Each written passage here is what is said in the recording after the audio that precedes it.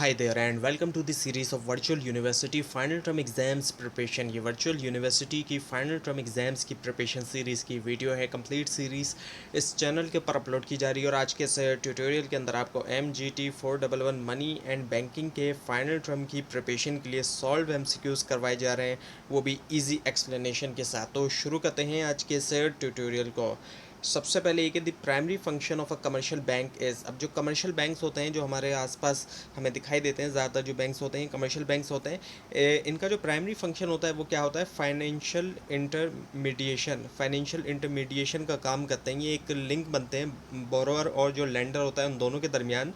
So commercial bank acts as financial intermediaries by accepting deposit from savers and lending money to borrowers. तो ये करते क्या है कि एक्सेप्ट करते हैं डिपॉजिट, सेवर्स से जो लोग पैसा रखवा रहे हैं उनसे डिपॉजिट ले रहे हैं, वो सेवर्स होते हैं, और लैंड कर रहे हैं पैसा उनको जो बोरोअर्स हैं जिनको पैसे की ज़रूरत है। अब वो चाहे उनको कारोबार के लिए ज़रूरत हो या कोई उन्होंने चीज़ ख़रीदनी है उसके लिए उनको ज़रूरत हो। अब नेक्स्ट ये कि bank deposits are shown on the banks.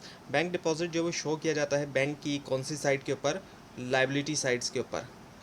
तो ये लाइबिलिटी होते हैं। So deposits are liability because the bank owes this money to its customer. इसको लाइबिलिटी इसलिए कहा जाता है क्योंकि ये वो पैसा है जो कि बैंक जिसका मकरूज़ है कस्टमर्स के लिए।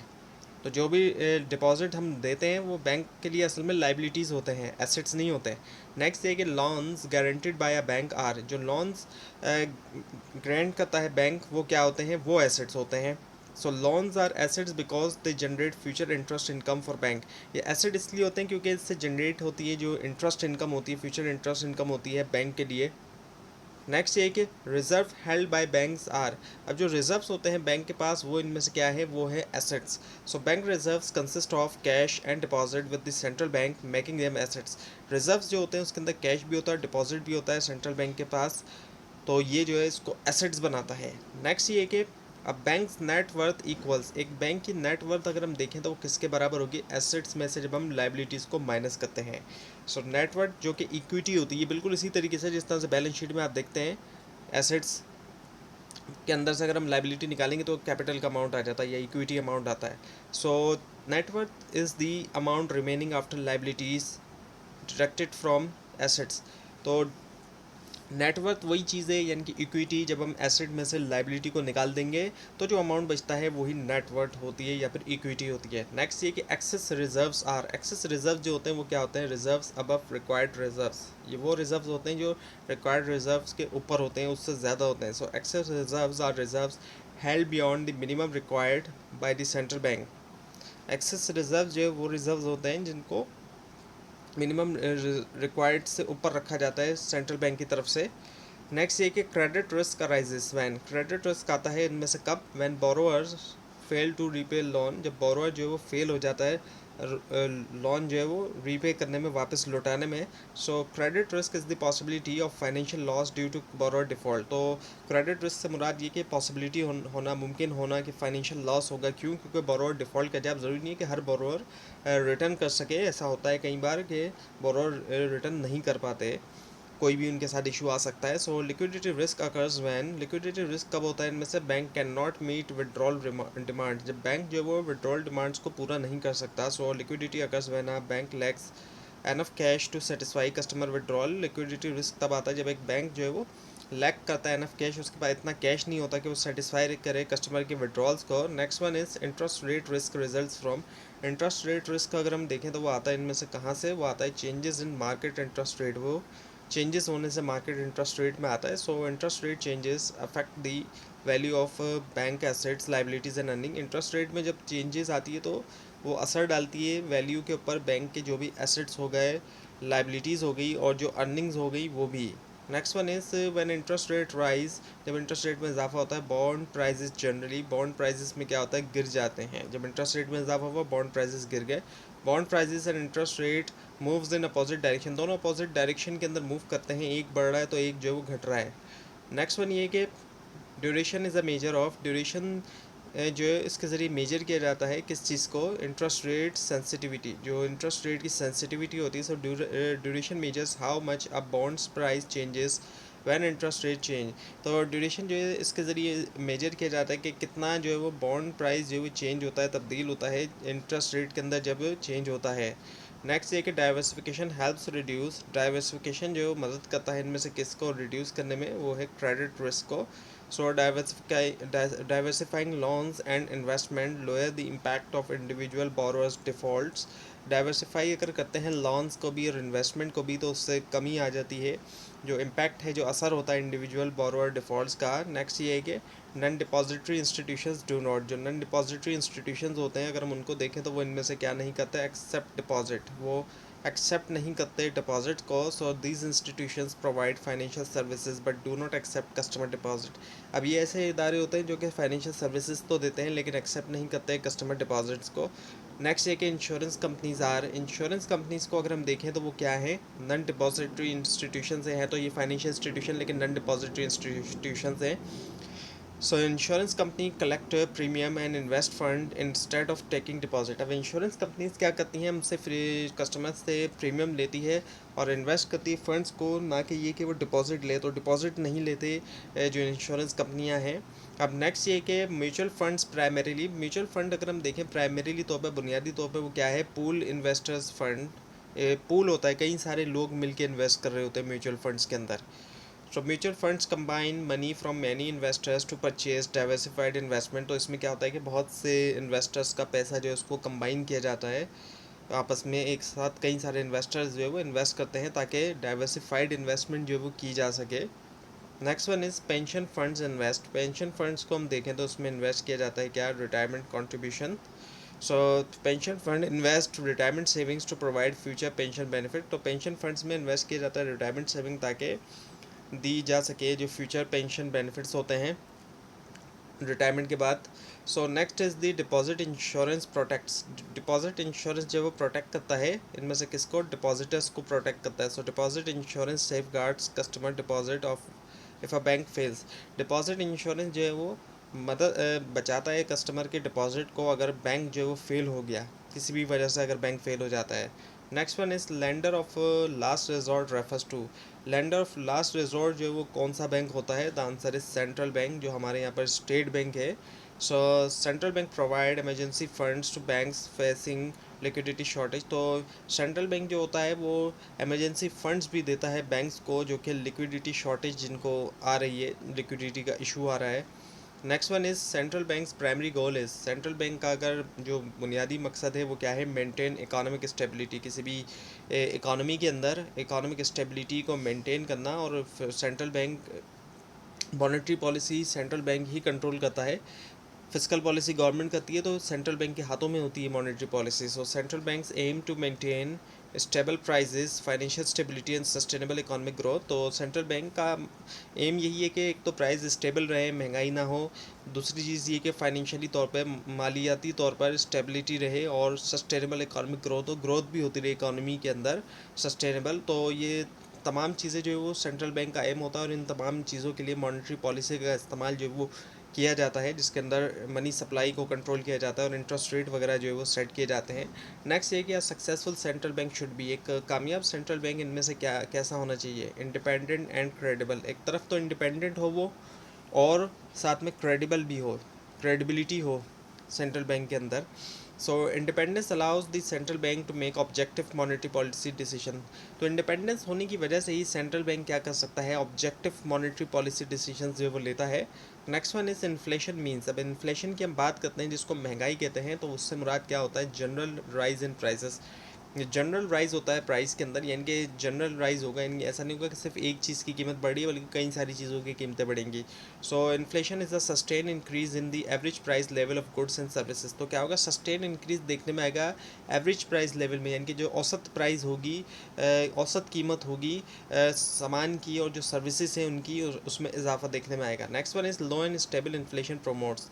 अब जो लो और स्टेबल इन्फ्लेशन होता है वो क्या प्रमोट करता है, वो इकोनॉमिक ग्रोथ को प्रमोट करता है, ग्रोथ होगी इकोनॉमी के अंदर।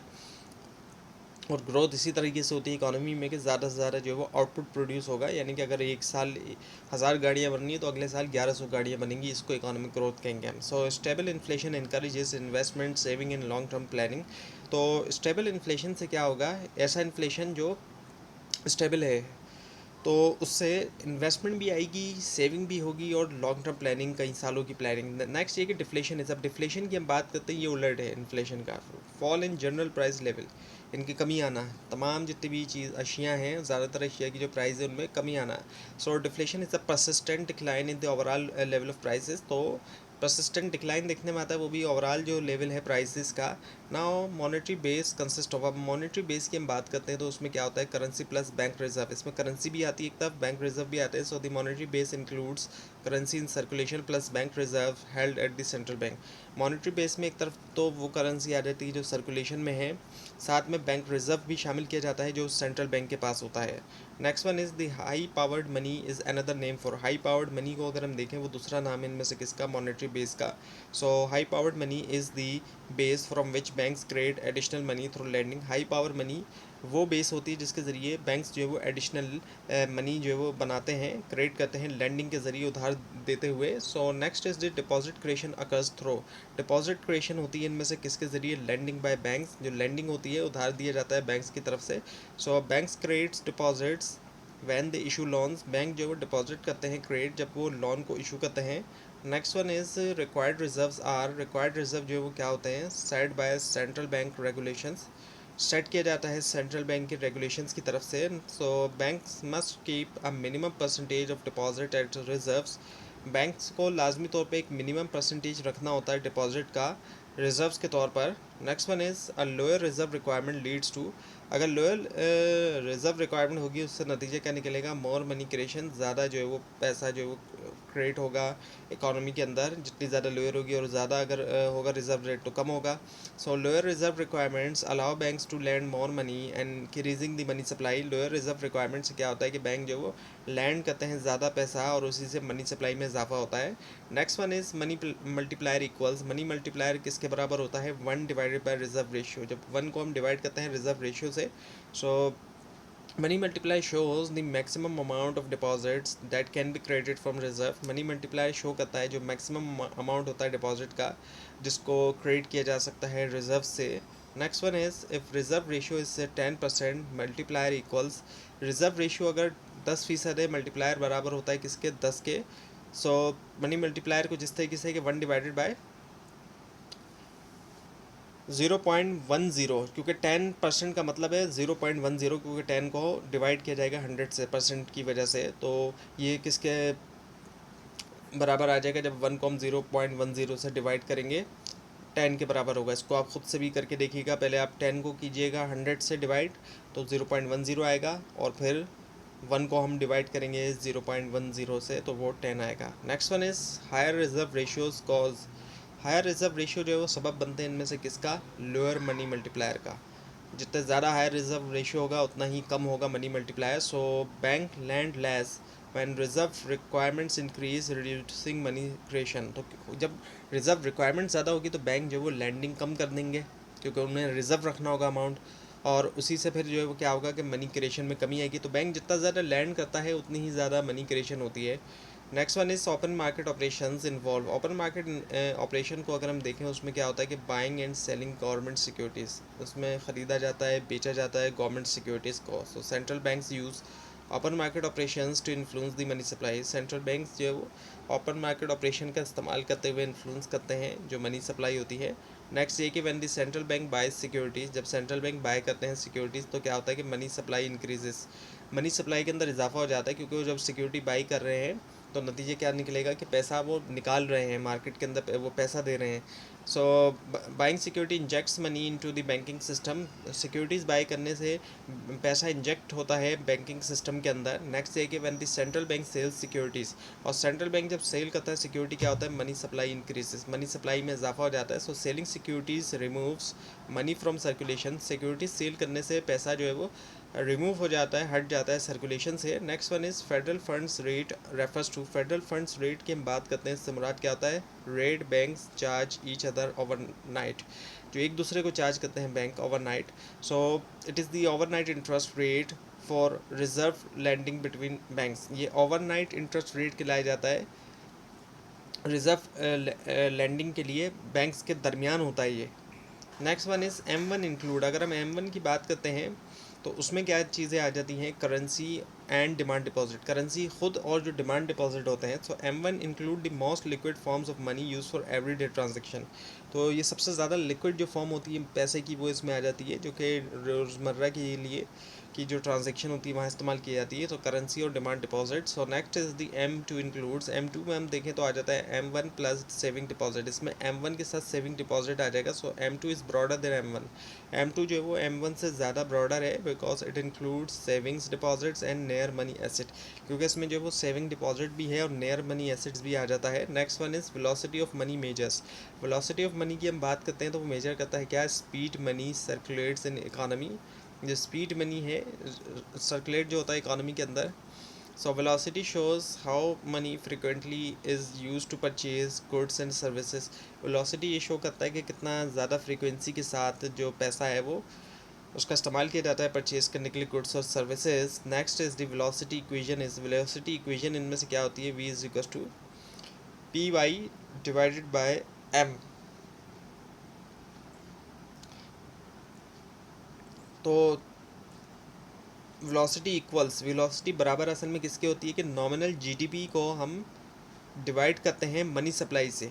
तो नॉमिनल जीडीपी डिवाइड करेंगे हम, ये जो फार्मूला है इसमें हम नॉमिनल जीडीपी डिवाइड कर रहे हैं मनी सप्लाई से। और नॉमिनल जीडीपी क्या है कि जो महंगाई की वजह से बढ़ती रहेगी, इनके असल जीडीपी बढ़ नहीं रही है लेकिन तब भी इसके अंदर इजाफा होगा। जैसे कि आपको बताया गया था कि 1000 गाड़ियाँ बनते बनते 1100 अगर गाड़ियाँ बनेंगी तो ये कहलाई जाएगी इकोनॉमिक ग्रोथ। लेकिन एक साल 1000 गाड़ियाँ बन रही है, दूसरे साल भी 1000 बन रही है, लेकिन हो क्या रहा है कि महंगाई की वजह से उनकी कीमत में इजाफा हो रहा है। तो ये जो इजाफे की वजह से वो ज़्यादा उनकी टोटल वैल्यू शो होगी, आउटपुट की टोटल वैल्यू जो शो होगी वो हम कहेंगे कि वो नॉमिनल जीडीपी में इजाफा हो रहा है। तो नॉमिनल जीडीपी से हम मनी सप्लाई को हम डिवाइड करते हैं वेलोसिटी के लिए। नेक्स्ट ये है कि portfolio demand for money depends on, portfolio demand जो होती है मनी के लिए, पैसे के लिए, वो डिपेंड करती है इनमें से किसके ऊपर, wealth and interest rate, wealth के ऊपर और interest rate. So money demand depends on wealth level and opportunity cost. Money demand जो है वो डिपेंड करती है एक तो वेल्थ लेवल के ऊपर भी और जो अपॉर्चुनिटी कॉस्ट है, यानी कि जो इंटरेस्ट रेट है और अपॉर्चुनिटी कॉस्ट, यही है कि कॉस्ट है हर चीज़ की, यानी कि एक चीज़ छोड़ कर दूसरा काम करना ये भी एक कॉस्ट है, कि दूसरे सेक्रीफाइस करना, एक काम की जगह दूसरे काम को करना। नेक्स्ट ये कि in the long run excessive money growth causes. Long run के अंदर अगर हम देखें जो एक्सेसिव मनी ग्रोथ है वो सबब बनती है इनमें से किस चीज़ का, इन्फ्लेशन का, महंगाई का। So sustain growth in money supply leads to inflation. जब अगर सस्टेन ग्रोथ होगी मनी सप्लाई में तो उससे इन्फ्लेशन होगी, महंगाई होगी। Now aggregate demand shows, aggregate demand show करती है इनमें से किस चीज़ को, total demand for goods and services. जो टोटल डिमांड होती है गुड्स की भी और सर्विसेज की भी। So it represent total spending in the economy, और ये दिखाती है जो टोटल स्पेंडिंग होगी इकोनॉमी के अंदर। Now expansionary monetary policy shift the aggregate demand. Expansionary monetary policy जो होती है उसके अंदर एग्रीगेट डिमांड शिफ्ट कहाँ करती है, उसका जो कर्व है कहाँ शिफ्ट करेगा, राइट की तरफ शिफ्ट कर जाएगा। सो lower interest rate increases spending and shift aggregate demand right. और तो होता क्या है कि इंटरेस्ट रेट कम किया जाता है और उसी से इंक्रीज़ होती है स्पेंडिंग भी और शिफ्ट हो जाता है एग्रीगेट डिमांड कर्व राइट की तरफ। नेक्स्ट ये कि कॉन्ट्रैक्शनरी मॉनेटरी पॉलिसी शिफ्ट, और उसी का उलट अगर हम देखें कॉन्ट्रैक्शनरी मॉनेटरी पॉलिसी में एग्रीगेट डिमांड कर्व कहाँ शिफ्ट होएगा, लेफ्ट की तरफ। सो हायर इंटरेस्ट रेट, इसमें हायर इंटरेस्ट रेट होता है, reduce spending and shift aggregate demand leftward. तो इससे स्पेंडिंग में भी कमी आती है और एग्रीगेट डिमांड उल्टी तरफ जो है उल्टे हाथ की तरफ शिफ्ट होगा। अब नेक्स्ट ये कि aggregate supply represents, aggregate supply इनमें से किसको रिप्रेजेंट करता है, total output firms are willing to produce. वो टोटल आउटपुट जो फर्म्स जो है वो चाहती हैं प्रोड्यूस करना। So it is total goods and services supplied in the economy. ये जो है मुकम्मल जो गुड्स और सर्विसेज जो सप्लाई होते हैं एक इकोनॉमी के अंदर। नेक्स्ट ये कि long run aggregate supply is, long run aggregate supply हम देखें वो इनमें से क्या होता है, वर्टिकल होता है इस तरह से। So output depends on resources not price level in the long run. तो इसी वजह से आउटपुट जो है वो डिपेंड करता है रिसोर्सेज के ऊपर, प्राइस लेवल से फ़र्क नहीं पड़ता कि कितना ज़्यादा प्राइस हो रहा है या कम हो रहा है। नेक्स्ट ये कि macroeconomic equilibrium occurs where, macroeconomic equilibrium को अगर हम देखें तो वो कहाँ है। अब इक्विलिब्रियम होता है जहाँ डिमांड और सप्लाई बराबर होते हैं, लेकिन मैक्रो इकोनॉमिक्स की बात करते हैं तो वहाँ पर एग्रीगेट की बात होती है। सो एग्रीगेट डिमांड जहाँ एग्रीगेट सप्लाई के बराबर होती है। So equilibrium is where aggregate demand equals aggregate supply, या इक्विलिब्रियम होगा जहाँ पर एग्रीगेट डिमांड एग्रीगेट सप्लाई के बराबर होगी। नेक्स्ट ये कि पोटेंशियल आउटपुट जो है इनमें से क्या होता है, मैक्सिमम सस्टेनेबल आउटपुट। जो मैक्सिमम सस्टेनेबल आउटपुट होता है उसको हम पोटेंशियल आउटपुट कहते हैं। सो it is the highest sustainable production level without inflation. ये हाईएस्ट होता है प्रोडक्शन लेवल जो है सस्टेनेबल, इन्फ्लेशन के बगैर, महंगाई के बगैर अगर हम देखें। नेक्स्ट ये कि real business cycle theory emphasises. Real business cycle theory जो है वो एम्फेसाइज करती है इनमें से किस चीज़ के ऊपर, real shocks and productivity changes. जो रियल शॉक होते हैं और जो प्रोडक्टिविटी चेंजेस होती है। So it explains cycle through technology and productivity shock. ये एक्सप्लेन करता है साइकिल को टेक्नोलॉजी के ज़रिए और जो प्रोडक्शन शॉक्स होते हैं। Next one is an increase in productivity shifts. Productivity में इजाफा होता है तो उससे नतीजा क्या निकलता है, long run aggregate supply shift rightward. जो लॉन्ग रन एग्रीगेट सप्लाई होता है कर्व वो राइटवर्ड शिफ्ट कर जाएगा। So higher productivity increases output capacity shifting long run average aggregate supply curve right. जब प्रोडक्टिविटी में इजाफा होगा नतीजा क्या निकलेगा कि आउटपुट कैपेसिटी बढ़ेगी और long run aggregate supply curve सीधे हाथ की तरफ जो है वो शिफ्ट हो जाएगा। तो ये था आज का लेसन, आज का ट्यूटोरियल। आपको इस बारे में कोई क्वेश्चन है और ख़ास तौर पर इसमें कोई मिस्टेक दिखाई दे ज़रूर हाईलाइट कीजिए। और इस पूरी सीरीज़ को देखने के लिए और फाइनल टर्म एग्जाम्स की प्रिपरेशन के लिए, कंप्लीट प्रिपरेशन के लिए इस चैनल को सब्सक्राइब कीजिए, बेल आइकन के ऊपर क्लिक कीजिए। Thanks for watching this video and best of luck for your exams.